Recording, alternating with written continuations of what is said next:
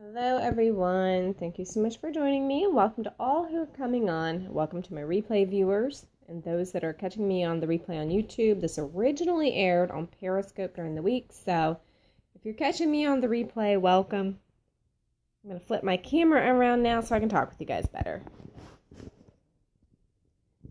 Or maybe I won't turn it around. I don't know what it's going to do. Guys, for half a second, I forgot what I was even coming on here to talk about, but I think I remember. Gosh, too bad I can't look at the titles, right? And remember.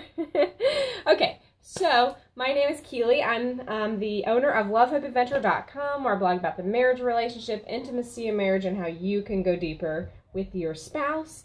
And today, I wanted to share connection is bad. Okay, well, you know what? If the connection's bad, oh, it's better now? If it doesn't stay better, I will hop off and get off my Wi-Fi and try again. So tell me if it's horrible. Sometimes it's me and sometimes it's Periscope. Just being dumb. So we'll see. So guys, I was talking with you in the title, if you had a chance to read it, to stop comparing yourself to others, including your past self.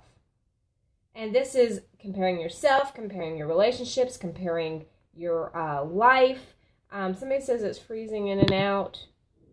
Yeah, so if you are having a hard time with watching it, hopefully the replay will do well. And if it doesn't, then I'll just come back on and we'll talk about it.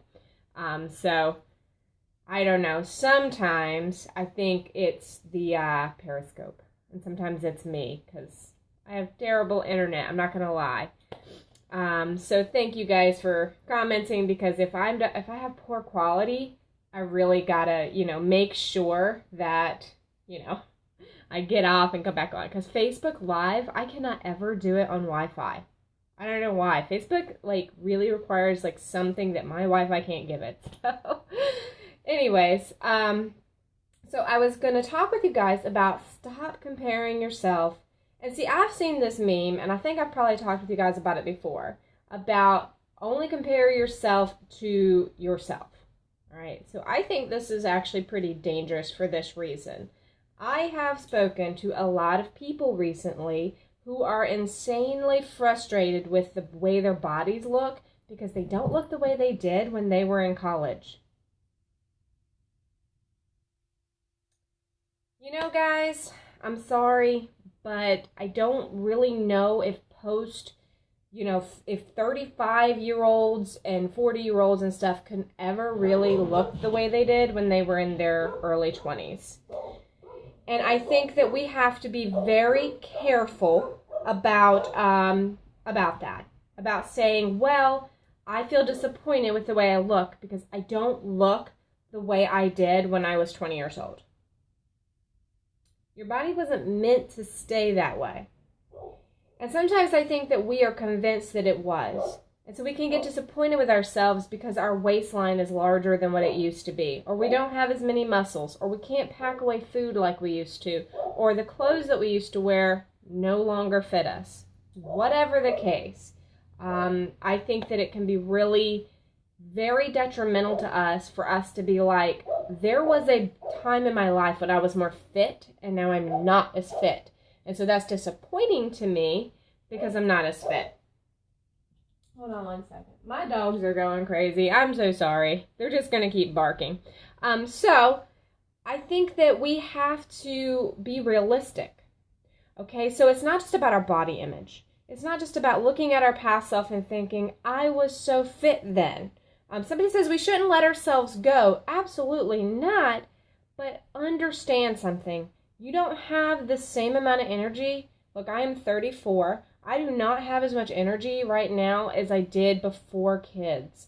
Even probably in the earlier part of my child rearing years.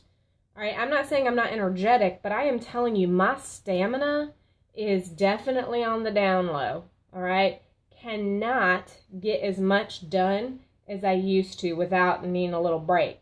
I can't stay up all night. I used to be able to stay up all night. I could do these youth functions all night long. And, and now I can't do it. Now I'm like, if I have to do a lock-in somebody better be ready for me to take the next week off. It is so much more difficult to recover.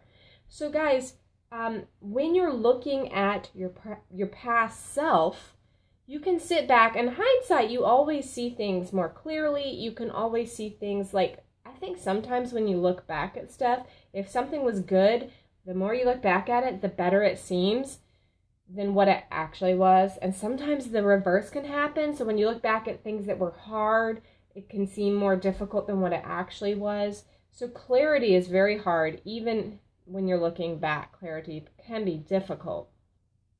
And when it comes to comparing yourself and, say, your spouse, look, I see this happening all the time. People are comparing their spouses to the people they were when they first got married. And so all of a sudden, somebody says they try not to think about their past self. Well, I think you have to have a good balance. Really, you need a good balance, because there were some parts of your past self that you can continue achieving that can be healthy for you, but not everything. Not everything's meant to be the same. And so what I see is a lot of people who look at their spouse and they think, well, gosh, they don't look anything like they did when I first married them. Look at how large they've become, or look at how old they become, or look at how their style is now, or look at our relationship now. Okay, our relationship is not the same as it was in our dating years. Well, hello, it's not supposed to be. Our relationship's not the same as it was when we first got married. You're not the same people. Your body isn't the same either. And so here's the thing about life that I think we really struggle to understand, is that it's always supposed to be progressive. It's always changing. We are always working towards something different. And sometimes we have this idea that there is, right and wrong. Like everything is so cut and dry. So when I was doing this thing, it was right. It was the best. That's what I should always be doing. And that's actually not true, because those things that you were doing at that time may not fit into your life today, or into your marriage or your relationships. If you have a baby, shoot, you can basically throw everything out the window that you ever once was able to accomplish. If you can get up and take care of your child and take care of yourself in a day, bravo. And I know that seems like so minimal, but production-wise, you're not going to be doing as much as you once did.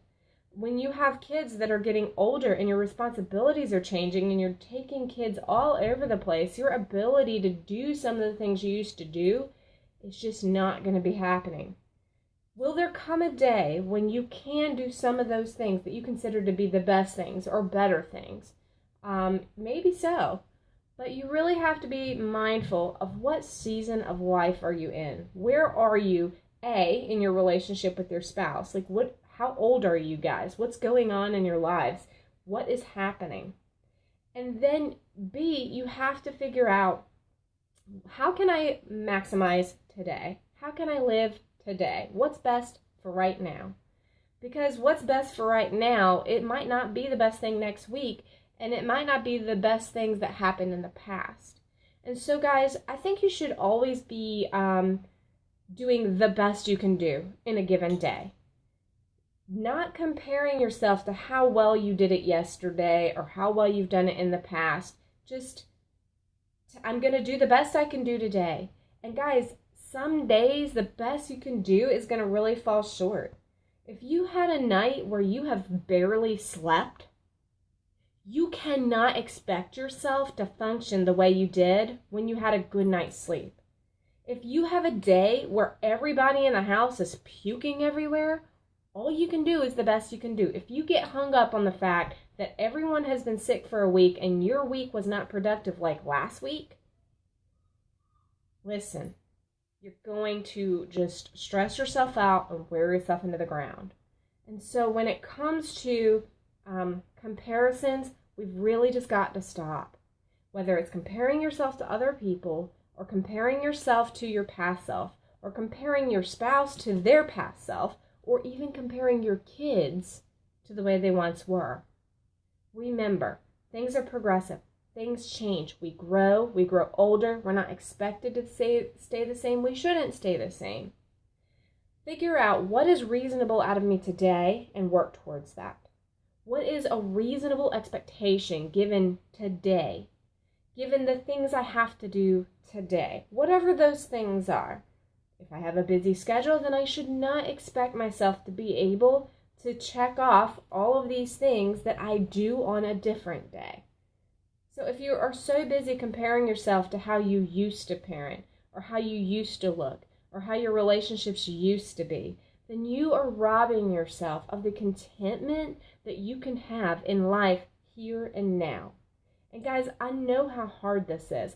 I really struggle this myself, because sometimes I can sit back and when life gets really difficult, or life gets hard, or it's not going the way I want it to, I can easily dream back to the days where I lived in this place.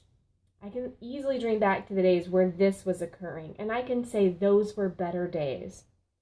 And I can just rob myself and steal the joy from myself of what is happening in the here and now that is good. And all I can do is focus on the bad and focus on how a different time in my life was better. Instead, I should be focusing on what is good right now. No, it's not the same good things as maybe I've had in the past, but what is good right here, right now? Where can I see the good?